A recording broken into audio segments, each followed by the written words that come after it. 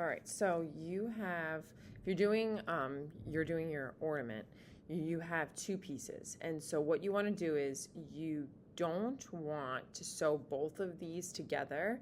You want to take your one back piece that has nothing on it and put it to the side, because your job now is to sew on any accessory pieces. So mine obviously is a tree, but you could be doing anything. The mitten, you could be doing a Hello Kitty ornament, you could be doing a heart shape that you found that you wanted to do. Like, it doesn't matter. You want to, whatever the pieces, the additional pieces are, you have to sew them on to the base piece first.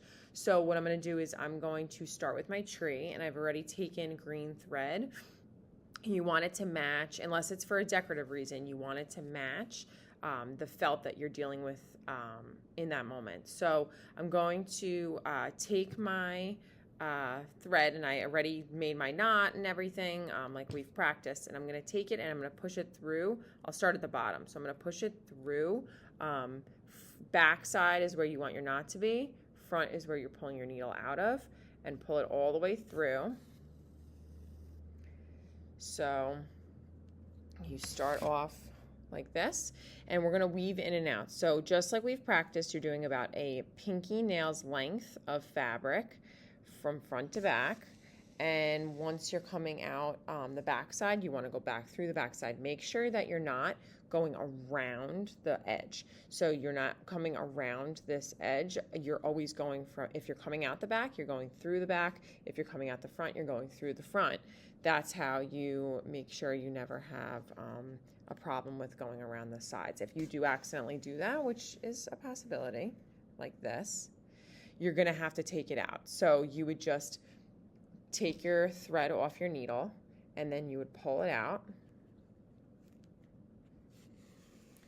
I'll pull it out, and I'll be like, oh shoot, I accidentally did it the wrong way. So now I would take my thread, put it back through my needle,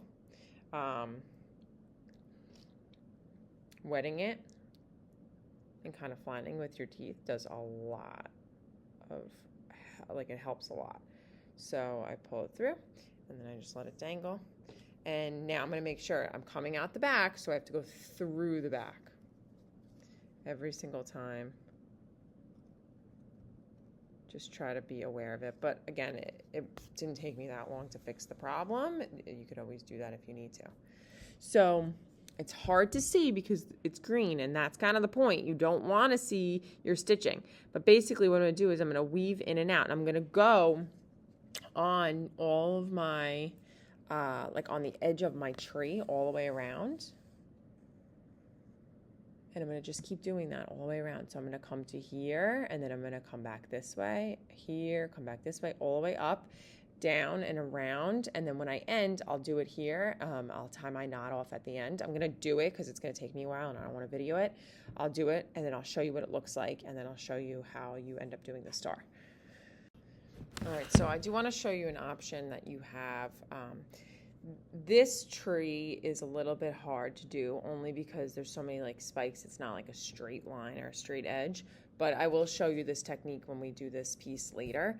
But I'll show you it right here too in case you do want to do it like this. So what you could do if it's taking a long time is, instead of going in and out and pulling completely through every single time, you could weave and grab a few layers or a few pieces of the fabric at once. So if I am sewing this right here and I want to go in about a fingernail's length, and then instead of pulling all the way through and coming out the back, instead I can just weave and take a little section here.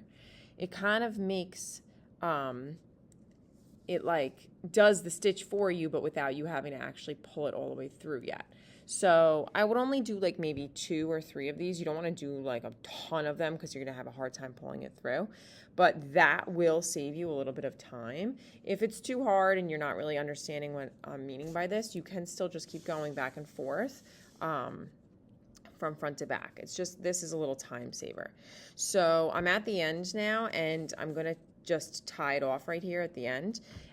You don't want to pull your fabric too tight, so even mine's pulled a little tight right now because you can see it's like like morphing the fabric and making it not flat anymore. So I kind of like, if I tug on it and I loosen it, it will not bunch up. So I don't want to pull too tight. Make sure it's flat. I'm going to fix my star because it kind of, when I was working, kind of moved a little bit. So I'll fix that before I do it. I tie off the end of my thread here. I'm going to do this star in yellow. I'm not going to show you that, but it's going to be done in yellow. Same thing as before. You'd not tie off the end of the thread. I'm only going to do like maybe an X of like 2 stitches this way, that way. And then I'm going to cut it. Then I'm going to knot it off at the end, tie it off at the end, and then cut the thread. So that's just like an X basically, because the points are too small to really do.